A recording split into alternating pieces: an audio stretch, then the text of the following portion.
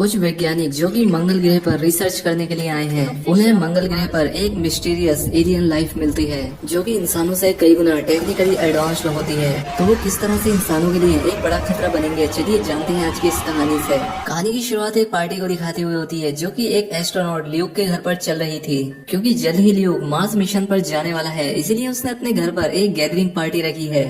उसके साथ इस मार्स मिशन में उसका एक साथी जिम भी जाने वाला था, लेकिन उसकी वाइफ की तबीयत खराब होने की वजह से जिम इस मिशन से पीछे हट जाता है। लेकिन अब क्योंकि जिम की वाइफ की डेथ हो चुकी है, इसलिए ल्यूक उससे कहता है कि देखो दोस्त, तुम्हें अपनी लाइफ में अब आगे बढ़ना होगा। अब इसके बाद हमें 15 महीने बाद का समय दिखाया जाता है, जहाँ पर ये ल्यूक अब अपनी टीम के साथ मार्स प्लेनेट पर पहुँच चुका है, जहाँ पर ये लोग रिसर्च कर रहे हैं। और इसी रिसर्च में ये लोग पाते हैं कि मंगल ग्रह के एक पहाड़ी एरिया में उन्हें कुछ सफेद चीजें दिखाई दे रही हैं। और क्योंकि मार्स प्लेनेट सूर्य से काफी दूरी पर है, तो ऐसा हो सकता है कि शायद ये जमा हुआ पानी हो, और इसीलिए ल्यूक की टीम इस जानकारी को नासा के मेन बेस पर भेजती है, जहाँ से इन्हें ऑर्डर दिया जाता है कि इन लोगों को खुद ही वहाँ पर जाकर पता लगाना होगा कि वहाँ पर क्या चीज है, क्या वो सच में पानी ही है या कुछ और। खैर, अब ये चारों एस्ट्रोनॉट्स अपने सूट पहनकर उसी तरफ जाने लगते हैं, और वहाँ पहुंचकर ये पाते हैं कि ये चीज जो हिल जैसी लग रही है, इनके रेडार के हिसाब से उसके अंदर काफी बड़ा एक मेटल का स्ट्रक्चर बना हुआ है। और तभी इन लोगों को उस स्ट्रक्चर के अंदर से लो फ्रिक्वेंसी साउंड सुनाई देने लगती हैं। लेकिन ये सभी लोग उसे इग्नोर करके आगे बढ़ते हैं, ये देखने के लिए कि आखिर वो क्या है। लेकिन इनके उस स्ट्रक्चर के पास जाते ही वो अचानक से एक्टिवेट हो जाता है, और वो मार्स के सभी पत्थरों को अपने अंदर खींचने लगता है। और देखते ही देखते वहाँ पर एक बड़ा सा तूफान आ जाता है, जो कि दिखने में ऐसा लग रहा था जैसा कि वो इन एस्ट्रोनॉट को मारने के लिए ही आ रहा है। और अब इसीलिए एक एक करके 3 एस्ट्रोनॉट यहाँ पर मारे जाते हैं, और अब सिर्फ ल्यूक ही बचा था जो कि वहाँ से बचकर भागने की कोशिश करता है, लेकिन आखिर में वो भी तूफान की चपेट में आ जाता है। खैर, अब थोड़ी देर के बाद तूफान शांत होता है, जिसके बाद रेत में से एक एलियन स्ट्रक्चर की मूर्ति बाहर आती है, जिसका मतलब ये था कि मंगल ग्रह पर पहले भी एलियंस रह चुके हैं, जिसके बारे में आज तक इंसानों को पता नहीं था। वहीं दूसरी तरफ पृथ्वी पर ल्यूक का एक आखिरी मैसेज मिलता है, जहाँ पर वो उन्हें बताने की कोशिश कर रहा था कि मंगल ग्रह पर किसी तरह की एलियन लाइफ मौजूद है, जो कि उन पर अटैक कर रहा है। अब बेस पर सभी लोग काफी हैरान थे कि आखिर वहाँ पर हुआ गया है, और ल्यूक का भी कोई अता पता नहीं है। और इसीलिए जिम कहता है कि उन्हें एक रेस्क्यू टीम को जल्द से जल्द मार्स पर भेजना होगा, ताकि जो एस्ट्रोनॉट जिंदा बचे हैं वो उन्हें ले आए, और मार्स पर कौन है इस बारे में भी पता लगा पाए। लेकिन नासा के हेड जिम को टीम में शामिल करने से इनकार कर देते हैं, क्योंकि पहले मार्स मिशन में जिम ने अपनी वाइफ की वजह से जाने से इनकार कर दिया था। लेकिन अब क्योंकि जिम की वाइफ इस दुनिया में ही नहीं है, इसलिए वो मिशन पर जाना चाहता है, और इसीलिए नासा का हेड मान जाता है। और अब इसके बाद चारों लोगों की उन टीम को फिर से मार्स पर भेजा जाता है। इस टीम में है जिम, बूडी की वाइफ टेरी, और लास्ट बंदा है फिल। अब इसके बाद 1 साल बीत जाता है, जहाँ पर मार्स 2 मिशन का शिप मार्स के करीब आ जाता है, जहाँ से कि उन्हें मार्स 1 में लगाए गए कैंप्स की भी इमेजेस मिलने लगती हैं। यहाँ पर उन्हें ऊपर से देखने पे 3 कब्रें बनी हुई नजर आती हैं। लेकिन ये कब्रें आखिर बनाई किसने, और पहले मिशन में 4 एस्ट्रोनॉट आए थे, तो एक कहाँ पर है? यहाँ पर सवाल कई सारे थे, जिस बारे में इस टीम को पता लगाना होगा। खैर, अब बेस से उन्हें मार्स पर लैंड करने की परमिशन मिल जाती है, लेकिन मार्स के ऑर्बिट में जाते ही इनके शिप से काफी सारे माइक्रो मेटियोरॉइड आकर टकराने लगते हैं, जिससे फिल का एक हाथ भी जख्मी हो जाता है। यहाँ पर टीम को लगता है कि एक छोटा सा टकराव है, इसीलिए वो उसे ठीक करने लगते हैं। लेकिन अब तक स्पेसशिप का फ्यूल टैंक मेटियोराइट के टकराने से काफी ज्यादा डैमेज हो चुका था, और अब इसीलिए उसमें ब्लास्ट हो जाता है। और अब इसीलिए इस पूरे क्रू को स्पेसशिप से अपने सूट पहनकर बाहर निकलना पड़ता है।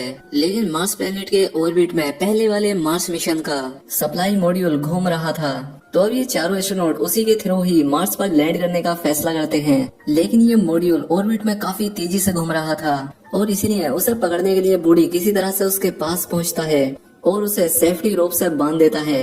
लेकिन इसी बीच वो खुद मॉड्यूल से हटकर मार्स की तरफ गिरने लगता है। अब यहाँ पर सेफ्टी रोप भी उसके पास नहीं थी, क्योंकि उससे तो पहले ही उसने मॉड्यूल को बांध दिया था, यानी कि अब उसका मरना तय है। यहाँ पर उसकी वाइफ टेरी बाकी एस्ट्रोनॉट को छोड़कर अपने हस्बैंड को बचाने के लिए जाने लगती है। लेकिन यहाँ पर बूढ़ी को भी पता था कि अगर वो उसे बचाने के लिए ज्यादा आगे आई तो वो भी मारी जाएगी, इसलिए वो उसे बचाने के लिए अपना हेलमेट उतार देता है और मारा जाता है। टेरी देखकर बहुत दुखी हो जाती है, लेकिन वो जानती थी कि बूढ़ी ने उसे बचाने के लिए ऐसा किया है और इसलिए वो फिर से मॉड्यूल पर आ जाती है और ये बचे हुए तीनों एस्ट्रोनॉट किसी तरह से मार्स के सरफेस पर लैंड करते हैं। अब यहाँ से ये तीनों पहले मिशन वाले बेस पर जाते हैं जहाँ का स्पेसशिप अभी भी काफी ठीक हालत में था, यानी कि अब वो इसका इस्तेमाल करके वापस तो आराम से जा सकते हैं। इसके बाद जिम अंदर जाता है और पाता है कि शिप का ग्रीन हाउस एरिया अभी भी काफी अच्छे से काम कर रहा है, जिसमें कि उगे हुए पौधे काफी बड़े हो चुके हैं। यहाँ पर जिम अपना हेलमेट उतार देता है, लेकिन तभी कोई उस पर अटैक कर देता है और ये कोई और नहीं बल्कि ल्यूक ही था, जो कि पिछले 1 साल से यहाँ पर अकेला रह रहा था। वो अब ऐसा हो गया है। अभी सभी लोग उसे संभालते हैं और बताते हैं कि वो उसे ही यहाँ से बचाने के लिए आए हैं, जिसके बाद ल्यूक अब पूरी तरह से होश में आता है। अब यहाँ पर ल्यूक ने अपने पिछले 1 साल की कहानी बताना शुरू करता है कि किस तरह से वो उस अटैक के बाद अकेला बच गया था, जिसके बाद उसने पहले बाकी एस्ट्रोनॉट की बॉडी को रिचुअल के अनुसार ही दफनाया और इसके बाद शिप में रहते हुए ही दूर से ही उस एलियन स्ट्रक्चर को स्टडी करना शुरू किया, जिसके बाद वो उन्हें फिर से वही स्ट्रक्चर दिखाता है जिसका चेहरा थोड़ा थोड़ा इंसानों जैसा लग रहा था। लेकिन ये चीज देखकर ये लोग काफी हैरान थे कि उन एलियंस की बॉडी हम इंसानों जैसी ही दिखती होगी। अब ल्यूक आगे बताता है कि जब हम उस स्ट्रक्चर के पास गए थे तब उन्हें वहाँ पर एक अजीब सा लो फ्रीक्वेंसी साउंड सुनाई दिया था, लेकिन तब उन्होंने उसे इग्नोर कर दिया। लेकिन पिछले कई महीनों से ल्यूक उसी साउंड पर ही रिसर्च कर रहा है, जिसमें उसने पाया कि ये साउंड इंसानी डीएनए का ही एक डायग्राम है, यानी कि एलियंस ने इन्हें अपने सिग्नेचर के रूप में मार्स पर छोड़ा है।